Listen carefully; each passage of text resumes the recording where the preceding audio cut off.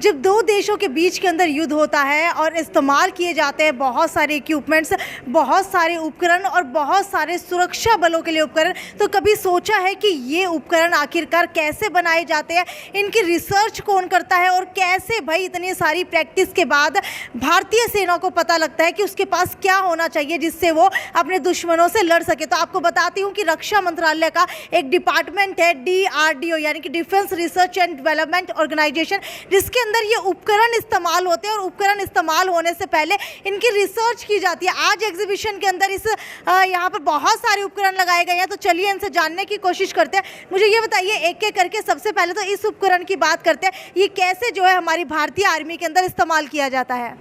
ये बेसिकली देखिए, इसका नाम रखा गया है हिमतापक यानी कि बुखारी। ये एक स्पेस हीटिंग डिवाइस है जो सब ज़ीरो टेम्परेचर मतलब -20 -25 डिग्री सेंटीग्रेड में इसको लगाने से, ये केरोसिन बेस्ड हीटिंग डिवाइस है, तो इसको लगाने से रूम जल्दी गर्म हो जाता है। दूसरा ये जो फ़ायदा है, ये जो है पोल्यूशन को कम करता है, मतलब जो कार्बन डाइऑक्साइड और कार्बन मोनोऑक्साइड जो जनरेट होती है आग जलाने से, उसको ये बाहर फेंक देता है। यानी कि बेसिकली अगर सर्दियों के अंदर डिफेंस को रहना पड़े तो उसके अंदर ये गर्म करने के अंदर इस्तेमाल होता है। तो क्या ये टेंट के अंदर भी लगाया जा सकता है? हाँ, टेंट के अंदर लगाया जा सकता है, मगर जहाँ पे पाइप फिट हो सकता है, क्योंकि ये एग्जॉस्ट पाइप बाहर जाना चाहिए। ठीक है, बिल्कुल चिमनी की तरह जो है एग्जॉस्ट पाइप बाहर जाना चाहिए ताकि रूम के अंदर या फिर टेंट के अंदर घुटन ना महसूस हो। हाँ जी, हाँ, ये घुटन को कम करने के लिए ही ये एक अलग से फ़ायदा देता है। ठीक है, एक और उपकरण यहाँ पर नज़र आ रहा है, शायद ये कान के अंदर लगाने वाले ईयरबड्स है, इनका क्या उपयोग होता है? ये एक्टिव नॉइस कैंसलेशन डिवाइस है, इसको बोलते हैं स्टेलर ईयर प्लग। इसको जो बेसिकली जैसे टैंक हो गया या रॉकेट लॉन्चर पोस्ट हो गया, ऐसे जगह में जो हैवी नॉइज़ होता है उसको कैंसिल करने के लिए ये एक्टिव ईयर प्लग यूज़ होता है।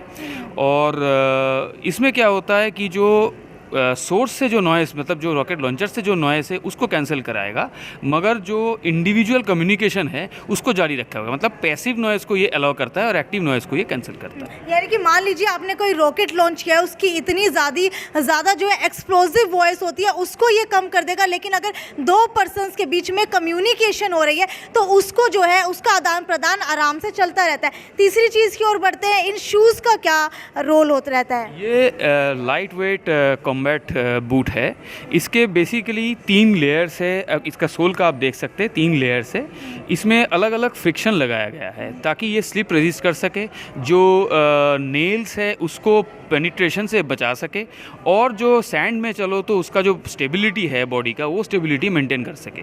और इसके अंदर जो इंसोल लगा हुआ है, ये इंसोल में शॉक एब्जॉर्प्शन मटेरियल, मैं आपको निकाल के दिखाता हूँ, इसमें शॉक एब्जॉर्प्शन मटेरियल दिया हुआ है। बिल्कुल, आपको बता देते जो नॉर्मल आर्मी के अंदर या डिफेंस के अंदर जूते इस्तेमाल होते हैं उनसे ये बेहद ज़्यादा अलग है, क्योंकि अगर बात की जाए इसके सोल की, तो सोल भी जो है बेहद ज़्यादा डिफरेंट है। इसके अलावा अगर यहाँ आगे के पोर्शन की बात की जाए तो ये अलग कैसे दिख रहा है? इसमें एक हमने फाइबर का एक कैप अंदर लगाया है, जिसको आप क्या कहते हो, ऊपर से अगर कुछ वज़न आए या चाकू से हमला करे तो ये प्रिवेंट कर सकता है। अच्छा। हाँ, और दूसरी बात ये है कि ये इसका डिज़ाइन ऐसे बनाया गया है ताकि ये लाइट वेट बने, और बाई चांस स्नेक या लीच या ऐसा कुछ अंदर चला जाए पैर के अंदर, तो इसको जल्दी से निकाल सकते हैं इस जिप के ज़रिए। ठीक है, तो इसका ओपनिंग भी इजी है और इसका जो है रिमूवल भी बहुत इजी है। वाह भाई, कमाल है। मतलब एक एक चीज़ की टेक्नोलॉजी जो है ना बिल्कुल जांच परख करके बनाई गई है। चेन या जिप भी जो लगाई गई है ना, वो भी पूरी रिसर्च करके लगाई गई है। इसके पीछे का भी कारण है। इसके बाद अगले जो है बैक पैक की तरफ बढ़ते हैं। मुझे ये बताइए, ये बैग किस काम आता है? ये मल्टीपर्पज़ लोड कैरेज के लिए है। मल्टीपर्पज़ इन एसेंस जो हाई एल्टीट्यूड और अलग अलग टेरेन्स में जो लोड कैरेज करेगा सोल्जर, उसके लिए दिया गया है। ये 70 लीटर कैपेसिटी है। इसमें जो मोस्ट इम्पॉर्टेंट फीचर है वो है इसका हाइड्रेशन पैक और जो इसका बाइटिंग वाल्व। इससे पानी सीधा सीधा मुंह में जाता है, तो सोल्जर्स को जो बोतल निकल के पानी पीना और उसको फिर वापस रखने का जो टाइम कंज्यूम होता है वो कम कर देता है। यानी कि मान लीजिए जंग के अंदर गए हुए हों बीच में, या फिर कहीं पर भी गए हुए, सियाचिन जैसे ग्लेशियर के ऊपर गए हुए हो, तो वहाँ पर अगर पानी पीना हो तो ये पाइप निकाला और पानी पिया, दोबारा से बंद किया और रख दिया, यानी कि बोतल निकालने का समय बच जाएगा। हाँ, समय बच जाएगा। दूसरी चीज़ ये है कि एक डिटैचेबल डे पैक या हैवरसैक हमने दिया है। इसको अगर इमरजेंसी सिचुएशन आए, बैटल का सिचुएशन आए, उसी समय इसको निकाल लो। इसमें आप इमरजेंसी राशन और इमरजेंसी एम्यूनिशंस डालो और हाइड्रेशन पैक आप साथ में रखो।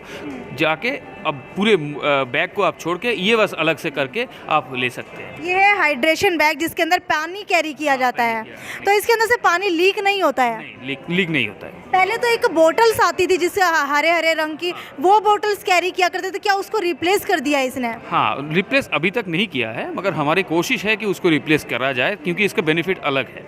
ठीक है, अगर डिफेंस की बात की जाए तो इनमें से कौन कौन से प्रोडक्ट्स या फिर कौन कौन से उपकरण ऐसे हैं जो अभी भारतीय आर्मी के अंदर इस्तेमाल हो रहे हैं? एक तो बुखारी हो गया, ये हाई एल्टीट्यूड एरियाज़ में अभी इंडक्ट हो चुका है। बैग हमारे जो पैरामिलिट्री फोर्सेस है, यानी कि आईटीबीपी, बीएसएफ और एनएसजी, ये 3 जो फोर्सेस है, इन्होंने बैग लिया है। करीब 12,000 के आसपास बैग हमने सप्लाई, हमारे जो पार्टनर्स है, डेवलपमेंट पार्टनर्स है, उन्होंने सप्लाई की है। एलोकेल जो ये एंटी फ्रॉस्टबाइट क्रीम है, ये आर्मी ने इंडक्ट किया है। इसको इंडियन आर्मी ने एलोकेल को इंडक्ट किया है। हर एक फौजी का बैग में अभी एक एलोकेल क्रीम जाता है। यानी कि अगर कोई भी उनको चोट का निशान आ जाता है या फिर चोट लग जाती है तो उसको जल्दी से ठीक करने के अंदर ये मदद करता है। चोट को ठीक करने से मदद तो करता ही है। बेसिकली इसका पर्पस है फ्रॉस्ट बाइट को ठीक करना। अच्छा। जो जो फ्रॉस्ट बाइट होता है उसमें उंगलियां काटने भी पड़ सकते हैं, गैंग्रीन हो जाती है। हाँ। उसको ठीक करने के लिए स्टेज 1, स्टेज 2, इवन स्टेज 3 में भी ये कामयाब है बेसिकली। यानी कि अगर मान लीजिए आपके हाथों के अंदर कट लग जाते हैं या फिर कोई बुलेट छू के निकल जाती है तो उसके अंदर भी ये काम आती है। हाँ, मिनिमम चोट के लिए ये दोनों चीज़ काम आती है। ठीक है, ये क्रीम भी इसी चीज़ में काम आती है। हाँ, हर्बो हीलर जेल है ये। जी, ठीक है, आगे बढ़ते हैं। आगे ये क्या चीज़ें हैं? ये कॉग्नो बार है। ये एक टायरोसिन बेस्ड न्यूट्रास्यूटिकल बार है, जिसको हम मेंटल स्ट्रेस को स्टेबलाइज करने के लिए यूज़ करते हैं। ये एक प्रिवेंटिव मटेरियल है, जो आप कोई मिशन से पहले इसको इंजेस्ट करो एज अ चॉकलेट और एज अ बार, न्यूट्रास्यूटिकल बार, और ये मेंटल स्टेट को आपका स्टेबिलिटी देगा। बिल्कुल, अक्सर सोचा जाता होगा कि भाई अगर बैटल के लिए कोई डिफेंस से जाता है तो वो कैसे अपने मेंटल जो दिमाग है उसको प्रिपेयर करता है, तो उसके लिए भी अगर कोई मेंटली प्रिपेयर नहीं है तो उसके लिए भी ये इस तरीके की कोई बार है, चोको बार, वो खाने से मेंटल प्रेशर जो है कम हो जाता है, स्ट्रेस कम हो जाता है। इसके बाद अगर अगली की बात की जाए तो डिपसिप नाम से ये कुछ है, ये क्या है? ये हाइड्रेशन सोल्यूशन है। डिपसिप जो डेजर्ट में काम करने समय जो डिहाइड्रेशन का डर रहता है, सॉल्ट बैलेंस बिगड़ जाता है, उसके लिए प्रिवेंटिव एक ये है, नॉट ए मेडिसिन बट एक प्रिवेंटिव सोल्यूशन है।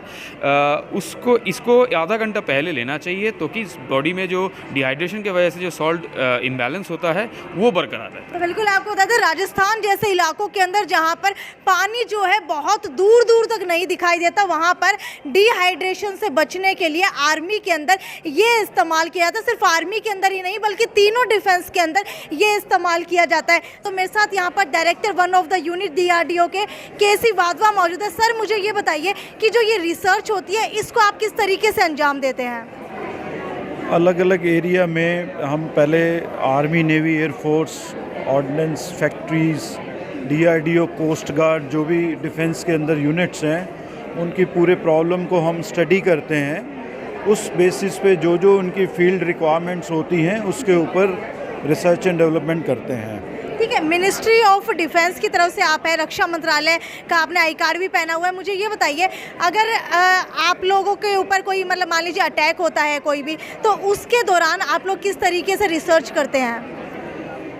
उसके दौरान हमने, एक तो ये है जितने हमारे फोर्सेस हैं, उनके जितने जवान हैं, ऑफिसर्स हैं, उनको अलग अलग क्लाइमेटिक कंडीशंस में रहना पड़ता है। उसके लिए हम अलग अलग प्रकार के उनकी क्लोथिंग वगैरह, उनका पहनावा पूरा, शूज़ वगैरह, उसके ऊपर रिसर्च किया। जैसा आप देख सकते हैं कि ये हमने लो टेम्परेचर सूट है, जो एक हमारी DRDO की एस्टेब्लिशमेंट ने डेवलप किया है, जो -50 तक टेम्परेचर तक पहना जा सकता है। यानी कि सियाचिन जैसे ग्लेशियर्स के ऊपर ये सूट काम आता है। हाँ जी, ये जहाँ पे भी हमारा नॉर्थ ईस्ट में भी प्रॉब्लम है, नॉर्थ में भी प्रॉब्लम है, जहाँ जहाँ सब ज़ीरो क्लाइमेट होता है वहाँ हम इसका इस्तेमाल करते हैं। सर, अगर फंडिंग की बात की जाए तो क्या गवर्नमेंट से हमारी आर्मी, नेवी, एयरफोर्स के लिए पूरी फंडिंग आती है इन इक्विपमेंट्स को रिसर्च करने के लिए? हाँ, हमारा जो डिफेंस बजट होता है, एनुअल बजट, उसी में ही एक पार्ट DRDO को दिया जाता है रिसर्च एंड डेवलपमेंट के लिए। तो आपको बता देती हूँ, कभी सोचा है कि जंग के अंदर कोई महिला जाती है तो वो क्या पहन करके जाती होगी? जो महिलाओं के लिए बॉडी प्रोटेक्टर बने होते हैं, क्या महिलाओं को वो मिल पाते हैं? तो आपको बताती हूँ, एक नए तरीके का बॉडी प्रोटेक्टर एक बार दोबारा से DRDO ने खोज करके निकाला है, जिसका नाम रखा है प्रबला। सर, मुझे ये बताइए कि कैसे ये महिलाओं के काम आता है? प्रबला का मतलब होता है कि शक्तिशाली, पावरफुल, और ये भारत में DRDO ने पहली बार बनाया है। पहला एक मात्र ऐसा प्रोडक्ट है जो अभी तक बना है। जो भी ये हमारी पुलिस में जो महिलाएं रहती थी या फिर जो अर्धसैनिक बलों में जो महिलाएं रहती थी, जो वो तो उनके लिए अभी तक कोई ऐसी यूनिफॉर्म नहीं थी, कि कोई ऐसी ड्रेस नहीं थी जो उनकी फुल बॉडी प्रोटेक्ट करे। अभी तक जो भी उन्हें पहनना पड़ता था वो मेल बॉडी प्रोटेक्टर को यूज़ करते थे, जिसमें बहुत अनकंफर्टेबल फील किया करते थे। लिहाजा DRDO ने देखा, उनको समझा, और अब ये प्रबला का उन्होंने लॉन्च किया। अभी महिलाएं ये सारे जो प्रोटेक्टर है ये पहन रही हैं, कभी अभी इंडियन आर्मी के अंदर ये यूज़ हो रहा है? जी हाँ, ये ITBP में अभी तक इसका यूज़ किया जा रहा है। ठीक है, अगर दूसरे प्रोडक्ट की तरफ बढ़े तो ये सूट किस चीज़ का है? ये light weight structural fire fighting suit है। ये फायरमैन इसको यूज़ करके अपने आप को सेफ रखते हुए फायर को बुझाते हैं और रेस्क्यू ऑपरेशन करते हैं। और ये इंडिया का अभी का डेवलप किया हुआ सबसे लाइटेस्ट सूट है। 2.8 kg का ये सूट है, और ये 4 लेयर्स का बना हुआ सूट है जो फायरमैन को फायर से प्रोटेक्ट करता है। ठीक है, अगर बात की जाए इस सूट की, तो इस सूट की खासियत ऐसी क्या है जो पहले वाले सूट्स के अंदर नहीं थी? पहले वाले सूट जो हमारे होते थे वो 6 से 7 kg के हुआ करते थे, जो फायरमैन को काफ़ी हैवी लगते थे, वो अपना वर्क सही से नहीं कर सकते थे। तो ये इस समय का सबसे लाइटेस्ट सूट है, 2.8 kg का, इसलिए ज़्यादा प्रेफर करता है और फायर से भी अच्छी तरह से उनको प्रोटेक्ट रखता है। ठीक है, अब दूसरे सूट की ओर बढ़ते हैं तो आपको बताते हैं कि ये सूट किस वजह से इस्तेमाल किया जाता है। इसका नाम है ECWCS। और जैसा कि हम देखते हैं कि ग्लेशियर में टेम्परेचर बहुत कम रहता है और -50 डिग्री टेम्परेचर भी रहता है। तो वहाँ पे जो हमारे फ़ौजी थे, जो अभी तक पहले थे, और उनको काफ़ी हैवी ड्रेस पहननी पड़ती थी, जिससे कि उन्हें चलने में, ऊपर चढ़ने में, या फिर अपना सामान कैरी करने में, ऑलरेडी जब उनकी ड्रेस हैवी हो जाती थी तो काफ़ी मशक्क़त करनी पड़ती थी, जिसके कारण का हमें काफ़ी नुकसान, हमारे सैनिकों की काफ़ी अच्छा, पहले जो ये सूट बना करते थे, इनका वेट कितना होता था और इसका वेट कितना है? लगभग उनका वेट 15 kg के आसपास रहा करता था, और इस ड्रेस का वेट लगभग 4 kg के आसपास का है। आप देखेंगे इसमें 3 लेयर इसमें रहती हैं। फर्स्ट, सेकंड एंड थर्ड इसकी इनर ड्रेस है।